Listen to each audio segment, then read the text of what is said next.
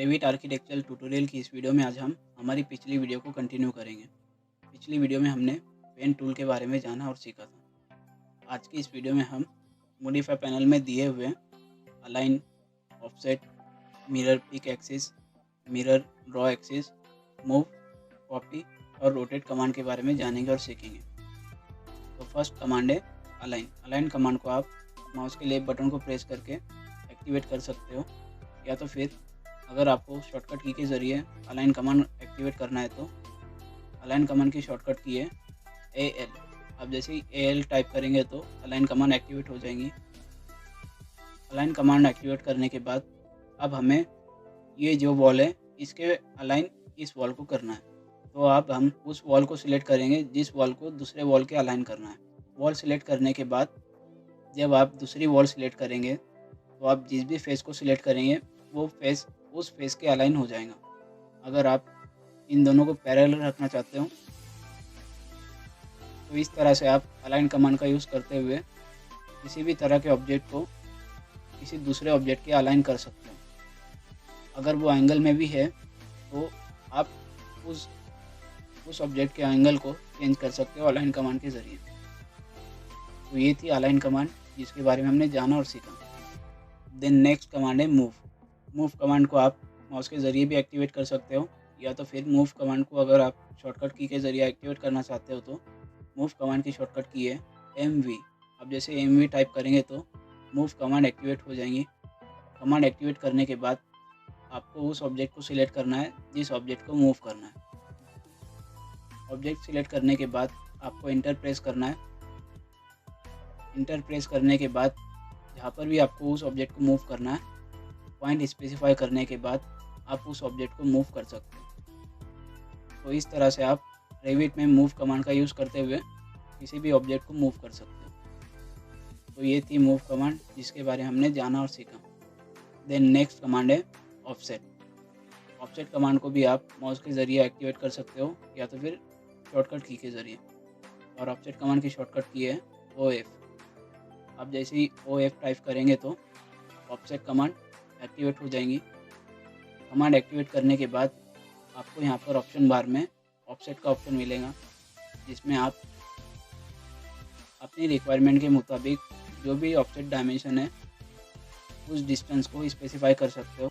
Offset distance specify करने के बाद आप अगर माउस को किसी भी ऑब्जेक्ट पर लेकर जाएंगे तो ये हमें उस ऑब्जेक्ट का ऑफसेट कहाँ पर आ रहा है डॉटेड लाइन में शो करेंगे।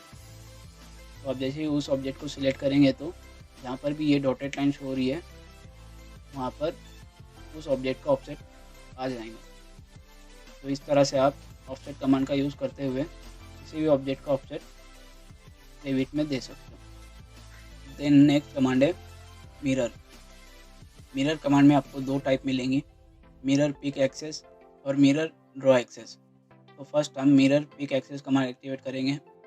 देन नेक्स्ट आपको ऑब्जेक्ट सिलेक्ट करना है जिस ऑब्जेक्ट को आपको मिरर करना है। ऑब्जेक्ट सिलेक्ट करने के बाद आपको इंटर प्रेस करना है। इंटर प्रेस करने के बाद आपको पिक पॉइंट को स्पेसिफाई करना है।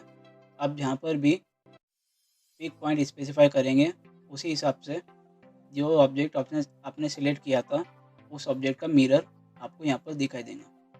तो इस तरह से आप मिरर पिक एक्सेस कमांड का यूज़ करते हुए किसी भी ऑब्जेक्ट का मिरर रेविट में दे सकते हो। देन नेक्स्ट है मिरर ड्रॉ एक्सेस कमांड। आप इसे माउस के ज़रिए भी एक्टिवेट कर सकते हो, या तो फिर शॉर्टकट की के ज़रिए। और मिरर ड्रॉ एक्सेस कमांड की शॉर्टकट की है DM। अब जैसे ही DM टाइप करेंगे तो mirror draw axis command activate हो जाएंगी। देन नेक्स्ट आपको उस ऑब्जेक्ट को सिलेक्ट करना है जिसको आपको मिरर करना है। ऑब्जेक्ट सिलेक्ट करने के बाद आपको इंटर प्रेस करना है।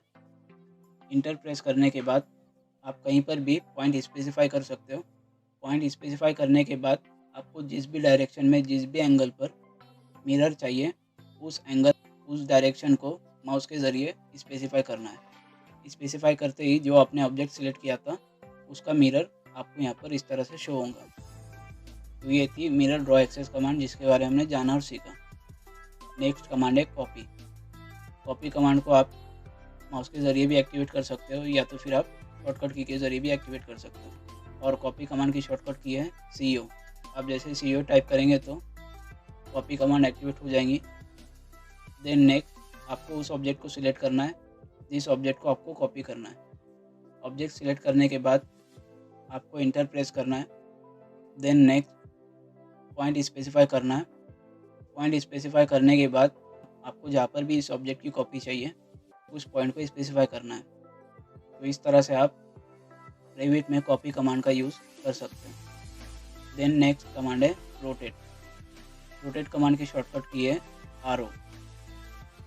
अब जैसे ही RO टाइप करेंगे तो रोटेट कमांड एक्टिवेट हो जाएंगी, या तो फिर आप माउस के ज़रिए भी उसे एक्टिवेट कर सकते हो। कमांड एक्टिवेट करने के बाद आपको जिस भी ऑब्जेक्ट को रोटेट करना है उस ऑब्जेक्ट को सिलेक्ट करना है। ऑब्जेक्ट सिलेक्ट करने के बाद आपको इंटर प्रेस करना है। इंटर प्रेस करने के बाद आपको कहीं पर भी पॉइंट स्पेसिफाई करना है। पॉइंट स्पेसिफाई करने के बाद आपको जिस भी एंगल में इस ऑब्जेक्ट को रोटेट करना है आप उस एंगल को स्पेसिफाई करके या तो फिर माउस के ज़रिए इसे मैनुअली सेट कर सकते हो। तो इस तरह से आप रेविट में रोटेट कमांड का यूज़ करते हुए किसी भी ऑब्जेक्ट को किसी भी एंगल में रोटेट कर सकते हो। तो आज की इस वीडियो में बस इतना ही। मिलते हैं आपसे अगली वीडियो में।